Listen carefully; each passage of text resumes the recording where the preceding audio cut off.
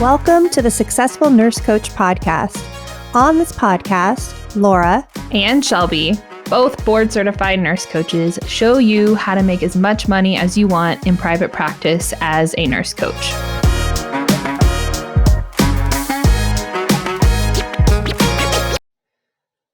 Hello, everybody, and welcome back to the Successful Nurse Coach podcast. It is Shelby here today, flying solo, and I am going to be, as the title mentions, I'm going to be teaching you something to do today. I'm going to be teaching you how to write a Facebook post, how to write a good Facebook post.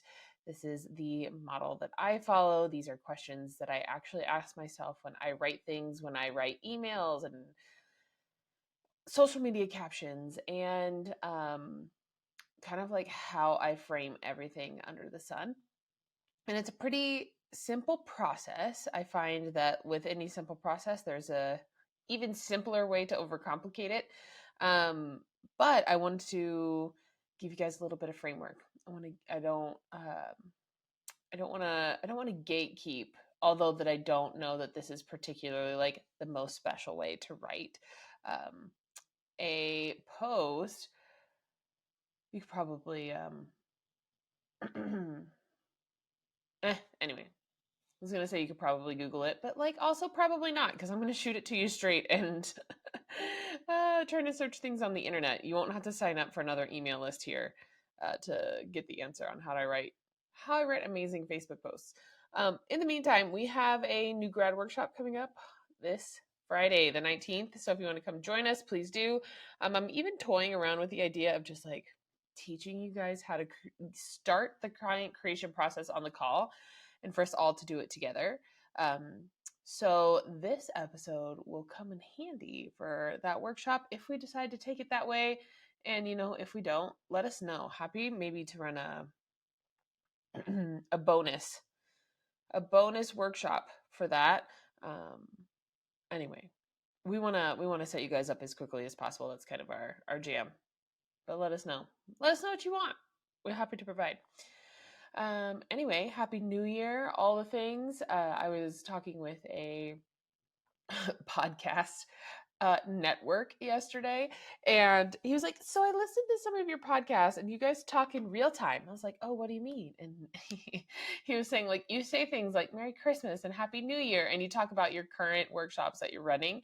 And I guess there is a way in podcasts to add something called dynamic ads, to where we could have like a little bit of a clip that would run current ads, like for the current workshop that we're hosting, or the current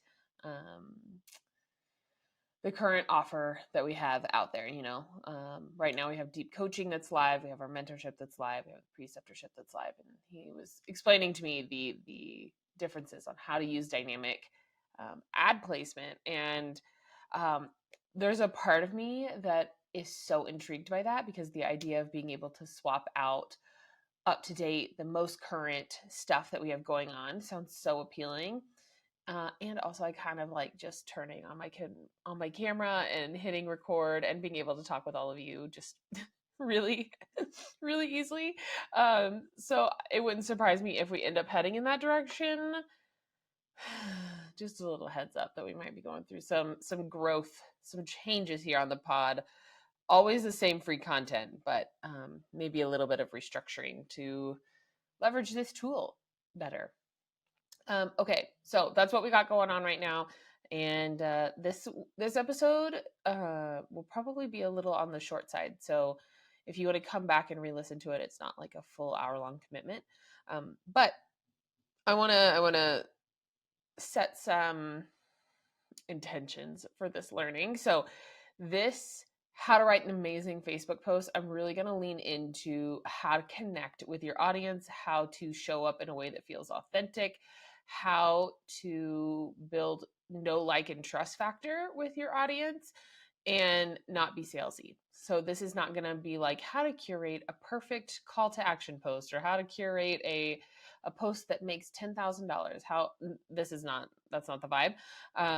A lot of what attracts people to us, and what I find attracts people to our clients, is the ability to tell a story.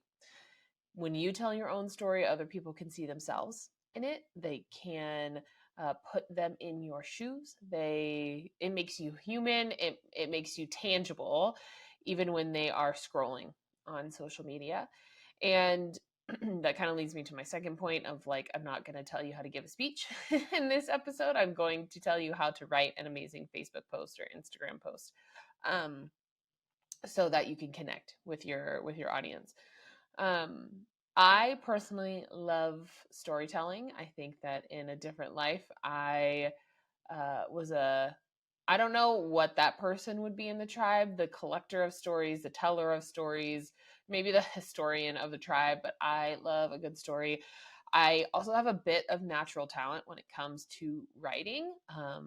I don't know that I would claim that. Maybe until the past few years, writing is never anything that I ever identified with, but I love to read like quotes and short stories, and can't say that I really love to read books too much. However, I do read lots of books, but kind of like the short, um, more intense moments are kind of what I prefer to read.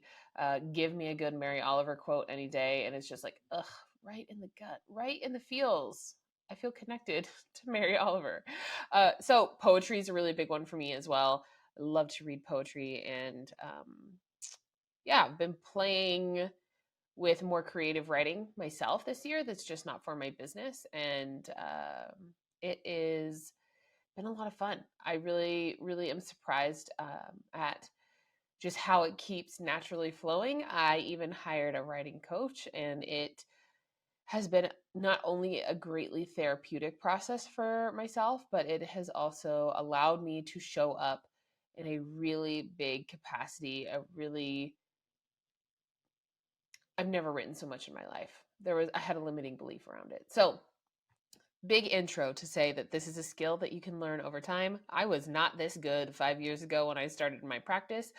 I think that I had a little bit of natural talent, and then I had a coach early on that told me that my writing was great, and so I paid attention to it and I honed that skill. And then, um, so I'll just know that like you can get better at this if you're not feeling particularly connected to this skill yet. I also think that I got the skill from my dad, the ability to tell a story. My dad, if you ever get the chance to meet him in person, you're going to hear the same story twice, at least. And it's kind of been through listening to him talk over the years and tell the same story over and over and over, and how he shifts it based on who he's in the room with and how he delivers the punchline and the takeaway. And I wonder where my dad got that skill, because my grandfather wasn't a particularly talkative man. And so, yeah, I'll have to ask him because I'm not exactly sure. But um, yeah, he tells me the same stories every week when he comes over for dinner. And it's not dementia, it's just the way my dad has been his whole life. So, shout out to my dad if he listens.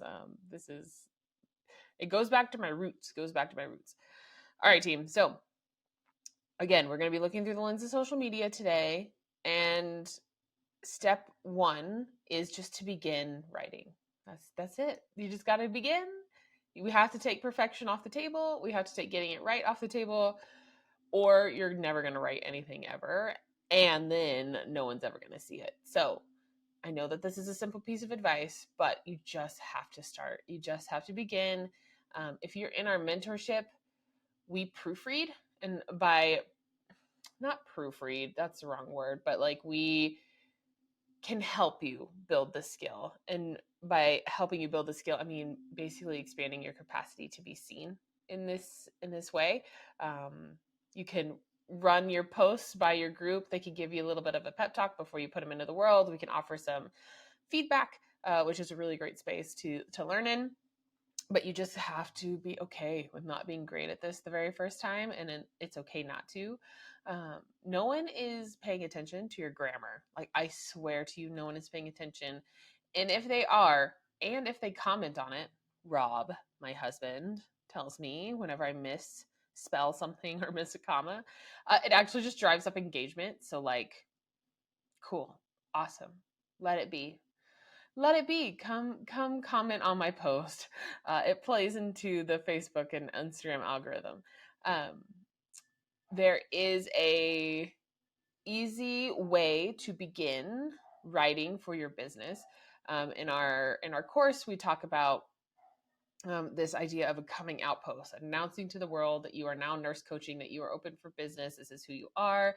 This is why you love it. This is why you're passionate about it. It's a simple framework that you've probably seen all over the internet. And it's how I literally announced my own private practice 5 years ago. And if you want that framework, message me. Happy to give it to you. It's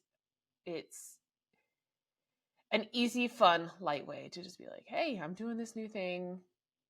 I'm so excited about it, and to go from there.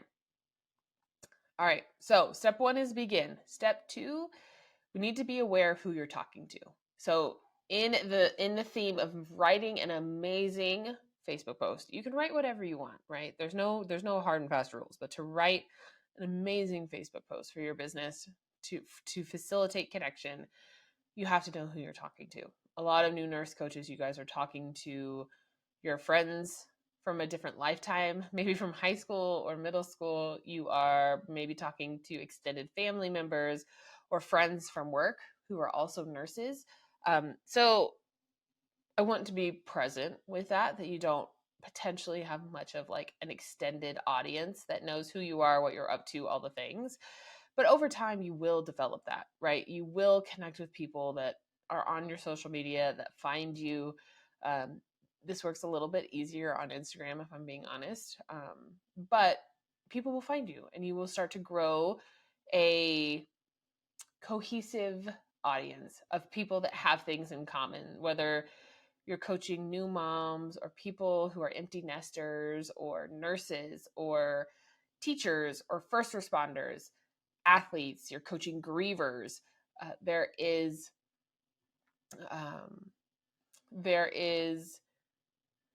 will be cohesion in your audience, but it can be helpful just to check in of like, who's on my social media, who am I talking to, and keep that in mind. Not that you need to write a post for your Uncle Joe, because Uncle Joe probably isn't our ideal client. But if you are writing because 2 nurses about burnout and the only 10 Facebook friends you have are car mechanics, that might not particularly land for them, you know? In the beginning, most of you have enough friends just to write, just to begin, just to write your story and share it. So I want you to be aware of this. I don't want you to overthink it. And I'll use myself as an example here. I talk to dreamers on my social media. I talk to people who want to live an intentionally large life. I talk to people who question their purpose in the world, their meaning, and their impact. I tell a lot of my own stories as I journey through answering these questions. And it's really fluid content for me to share because we're all in pursuit of the same thing. So it's usually deeply impactful for people when they read it because they may not have anybody else on their feed talking about it. So keeping that in mind, who are you talking to? And, if you want to write a post for nurses to all of your friends who are car mechanics, they probably know a nurse, right? So like, it's okay. This is how word of mouth begins to work. But who are you talking to and what do you want them to know? So, like I said in the beginning, telling your story is the easiest place to begin with writing for most. And being able to tell your story, it's like, okay, I'm a nurse with burnout. I want to write my story about my journey with burnout for other nurses so that they know that there's a way out, so that they know that there's a way to heal, so that they know that they don't have to feel this way forever, so that they know X, Y, and Z. Okay.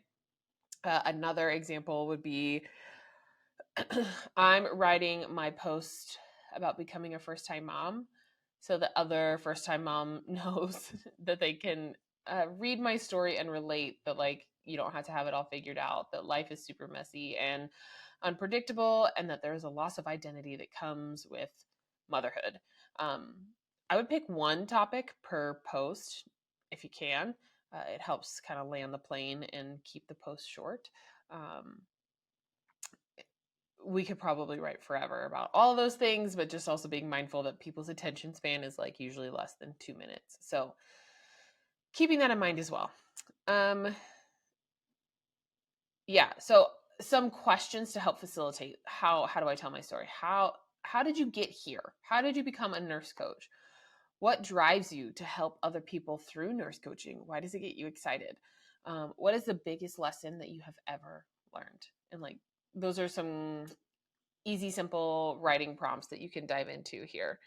To begin, by telling your story, obviously this develops a connection. It increases trust with the people who are watching you. They get to know you without talking to you. They can see themselves in your story. They can feel you. Even on the internet, they can feel you. And I don't say this lightly because I get this feedback all the time of, I feel you in your posts. I feel your rawness. I feel your realness. I haven't shared anything too vulnerable yet that has made people think, oh, Shelby's a crazy person and I can't hire her. And if people think that, then they haven't told me, right? So I just want to encourage you that it's kind of almost impossible to be too much here. And if you're like, well, Shelby, I don't want to share. I don't want to share about this really raw and recent thing. I hear you and I agree with you. So being able to write from your scars and not write from open wounds is like a very good rule to follow. Being able to share a story that has like, I don't want to say silver lining because it kind of leans towards toxic positivity, but that has a takeaway, that has an insight, that has something that you want to share with your audience, is more powerful than showing up from a potentially super messy place where things are hurtful and we don't have enough perspective on it yet. This is a gut check, an individual gut check for each of you on, do I share this? Do I not? And I would say that if you're having to think about it for more than a week, if like, is this too soon? Yes, it's too soon. You might not be completely ready yet, because sharing from a place where it's too soon, too raw, too real can just like open you up for feedback that isn't helpful and potentially you're not ready for. So, and then I've done this. It makes you salty. Like, I wasn't asking for advice. I just wanted people to see me, to hear me. And in that case, like, write for your journal, write for yourself, write so that you can see and hear and witness yourself in your pages, in your journal, or in the document on your computer. It doesn't have to be seen by an audience to count. All right. So, yeah, be in mind, I'm covering my notes here. Be in mind of where the end is, where you're going, and what you want them to take away from your post, right? This is where we're shooting for. So we kind of have a framework. Who your audience is, or who you want to be talking to. And then the end goal is, what is the takeaway? How do I end it? What's the punchline at the end that I want people to know? And then how can I tell that story in the middle? How can I make that efficient in the middle? Fourth little tip here is, don't be polished and don't be perfect. I really mean it when no one's paying attention to your grammar. There's nobody with like a notepad on the other end of a computer writing and keeping track of all the commas that you missed. And if they are, out yourself. I want to know. Tell me who you are. I haven't met them yet. So again, I think that in the theme of building a personal brand and in building a deeply authentic expression of yourself, I think that the more you can just show up as you are and be true to your experience, and that like the better it lands, that the more relevant it is to people. I hear a lot that like, I just want to be professional, and I hear you on that. And I think that a part of our professionalism as nurse coaches is to be authentic, right? That's a part of it. And there is a back to the theme of writing from your scars and not from your open wounds. That's where we bring professionalism into it, right? That's where we kind of have a soft boundary around how we share, when we share, and how we show up on the internet. But if you are trying to be professional and polished and maybe speak to something that you haven't lived through or grown through or experienced, people can sniff that out pretty quick, right? And I think that people are more on alert for that kind of inauthenticity than they are for the completely authentic coach online, right? Um, Also, I will say that by being you on the internet, by sharing your experience, it filters people, potential clients, and that's okay. You are not meant to be everything for everyone. And some people will disagree with you, and some people will say, this is not true for me. And that's all right. That's allowed to be true. What's true for you does not have to be true for somebody else. If I would have known that 5 years ago, that would have been super, super helpful. But just knowing that, like, the more authentic that you be, you're going to create um, a really deep, organic market that is supportive of you. And then there will be some people who like read your stuff and they're like, meh, that's not mine. That's not for me. And that's okay. That's okay. You're not doing anything wrong. You're just, that's the way the world works. That's the way humans work. All right, team. So I want to share an example with you. I'm going to read it. This is also a different, I gave you the basic outline. There are a couple other ways to fill this in. There is something called an epiphany bridge. It is the framework for how Hollywood movies are written. And so it gives the backstory. Then it has something called the wall, like the barrier to the goal, right? You have your epiphany moment, then the plan, and then there's a conflict, and then there's achievement and transformation. So I'm not going to like get deeply into this today, but we have more frameworks for you inside of the course, and they all kind of play into this really simple framework of like, who am I talking to? What do I want them to know? And then what story can I tell to make that happen, to allow for that to happen? I have a story that I don't know if that I've shared on my personal page, but when I was going through my heart surgery, I was in a few support groups for aneurysms, and golly, y'all, those poor folks are super stressed in those groups, rightfully so. I was one of them, and then they were all we were all sharing an experience together of like, what does open heart surgery feel like? What is recovery like? Why can't I sleep? I'm so stressed out. Why can't I sleep?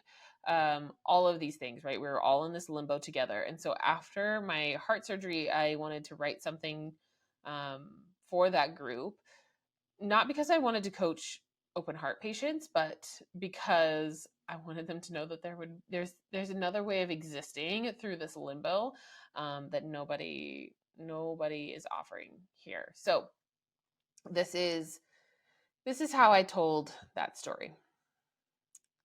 When I first got diagnosed with my aneurysm, I was frantically searching for someone with a similar story to mine so I could relate and be heard by someone who had a clear understanding of what I was going through. This group has given me so much, and I wanted to share a part of my journey leading up to surgery so that if you were like me, you can find some comfort here too. Before I knew about my aneurysm, my life was normal. Well, almost normal. I was born with a ventricular septum defect at birth, and I had open heart surgery when I was about a year old to repair it. But outside of that, my life progressed as normal. All cardiac checkups were clear. I was given permission to live my life normally. I was a state level swimmer in high school. I went skydiving twice in my early 20s. I traveled the world. I hiked mountains. I went to nursing school and worked as a trauma nurse. I got married. I started my own business and had a baby. And then everything changed. 2 weeks after my 29th birthday, I found out that I had an aortic root aneurysm and I was going to need urgent surgical intervention. My whole life came to a grinding halt. How do I carry on knowing that I'm a ticking time bomb? Will I survive surgery? How in the world am I going to keep running my business with this constantly on my mind? Will I see my daughter's second birthday? I was mad, I was upset, and I was lost. And don't even get me started on the anxiety. As someone who physically feels anxiety in my body, I was constantly debating between, is this an aneurysm dissecting or am I just anxious? For 9 months straight, day and night. It was exhausting. Everyone in my world wanted to help me feel better and tell me that it was going to be okay, but there's just so much that they couldn't understand. I went from feeling invincible to feeling instantly fragile. No amount of "you got this" ever made me feel better. As my anxiety started to creep up and become all-consuming, I knew that there had to be another way. I could not wait like this for surgery. I was absolutely miserable with worry and often felt paralyzed. This new reality, there was so much I could not control or fix, so I decided to focus on what I could control, my mind. I was a semi-regular meditator before all of this, but something was pulling me to lean in more. I dug deep into resources and books and committed into dropping in and developing my ability to get quiet. I was shown a way where my thoughts are just thoughts, and in no way did they have control over my life. At first, it was hard. I was so anxious that oftentimes I could not drop in and shut the endless thoughts off. My body felt like a live wire, and it made my anxiety worse. But I showed up every morning and every night and practiced. After a couple of weeks, my anxiety started to decrease. I could go stretches of time without worrying about my aneurysm, eventually leading into a few days and then a full week. Sometimes it even slipped from my memory completely. Through meditation, I was shown that I am in the driver's seat and the creator of my own reality. There was something I could control, and it had a great impact on my life. Oh, and I got help from lots of people who are experts at this getting quiet thing to help me get better at it quicker. I won't lie to you and tell you that since regularly meditating, it has all been rainbows and butterflies. I still cried when I got my surgery date. I still felt completely overwhelmed in the few days before my surgery, but I do feel significantly more empowered in my aneurysm diagnosis. And the breathing techniques I learned along the way also helped me in my post-op recovery. I was able to live life again, knowing that my surgery was on the horizon and not be paralyzed in fear. I found room to laugh, enjoy the present moment, develop gratitude for this journey. There's so much outside of my control, but this I mostly had a handle on. I even got to see my daughter's second birthday, and the third, and the fourth ones too. I hope this lands for somebody in our group today, and I'm happy to be a resource and answer any questions. So, this post is a little on the long side. I wrote it 3 years ago, so I even feel a little judgmental like reading this post right now about how I would tweak it and shorten it and make it a little bit more powerful. But that is the essence of it, team. That is the how to share a powerful story with folks on the internet. Tell a story. Tell your story. Tell a story that you've lived through. People are looking for connection everywhere, and I think that had I written that story from a place where my anxiety was raging, it wouldn't have landed in the same way that it did when I wrote it several months after my surgery. And I kind of wanted to end on that example to give you some context for what to do. Last note here, there are a million different types of posts and content and all the things to make on social media. I really am kind of a believer in like whatever is the most fun for you to do that. So if it's making videos, if it's making reels, if it's making long sappy posts like mine, or if they're short and they tell a shorter story, like that is all like green light. There's no hard and fast rule. But I think that the easy framework that I gave you before of like, who are you talking to? What do you want them to take away with? And how can I tell my story or an authentic story to convey that point is super easy framework to plug and play in and be able to share. And if you want the coming out post, let me know. If you're a newbie, if you want the coming out post, let me know. Message me, happy to send it to you. And let me know what you learned today. Let me know if this was helpful. Writing is something that I super love. Laura loves it as well. Like we both love to write, and that we love to write because we write a lot of emails and we write a lot of copy and we just write a lot. So if you're not on our email list, that's kind of like another secret behind the scenes place where we put our life, put our work, put our insight, and tips and tricks and a lot of other things in there. So be sure that you are on the secret list, and come join us in the Facebook group, Successful Nurse Coaches. And we will see you later. All right, team. Same time, same place next week. See ya. Bye.